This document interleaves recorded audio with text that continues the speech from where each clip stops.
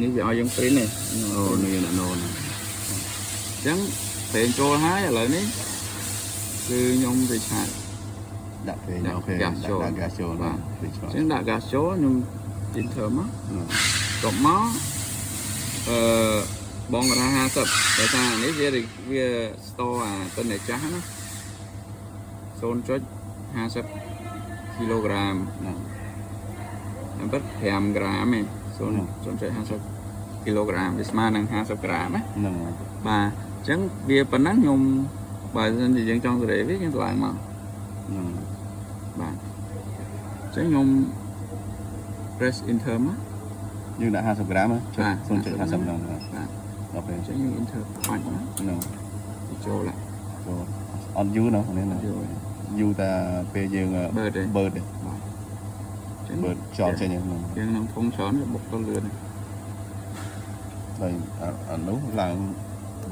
ចំណិចវាឡើងខាងលើឡើង100ហ្នឹងហើយតែចេះឡើង100ច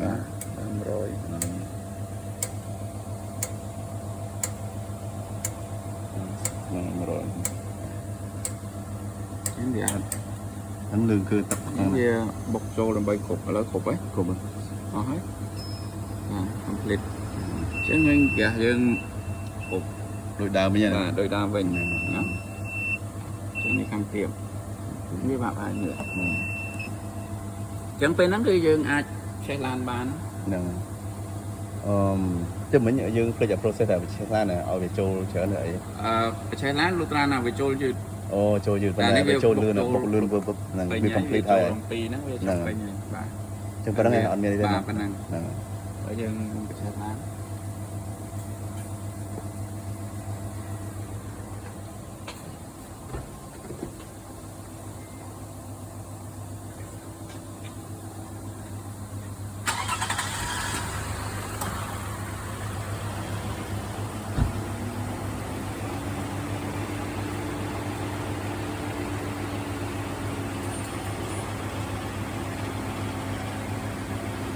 តែមិន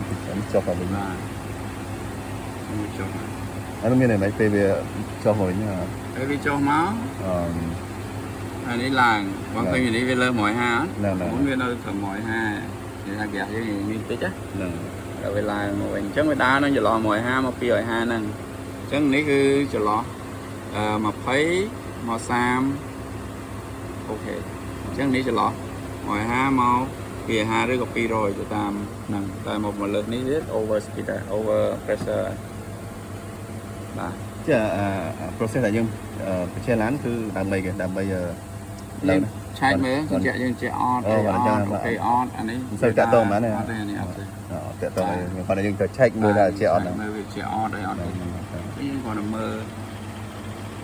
ចំណុចតែវាដើរត្រូវមិនត្រូវអញ្ចឹងមើលចាំពេលយើងឆែកឡានមកបងមើលដង្ហើមនេះបើទៅជែកវាវល់អត់បាទដង្ហើមនេះអានេះវាមានដង្ហើម2បាទបើជែកវាវល់អត់វាវល់អូខេបាទឃើញទេខ្ញុំអត់វល់អត់វល់ដោយសារតែសីតុណ្ហភាពទឹកវាត្រជាក់ណាវាក្តៅវានឹងវល់តូនតិចក៏យើងបានត្រជាក់ក៏វាវល់ដែរគឺនេះវាយកឲ្យយើងស្ទាបមកក្តៅអូជានៅក្តៅហើយ low pressure នេះហើយ high pressure បាទអញ្ចឹងអានេះជានេះក្តៅហើយ extension តើ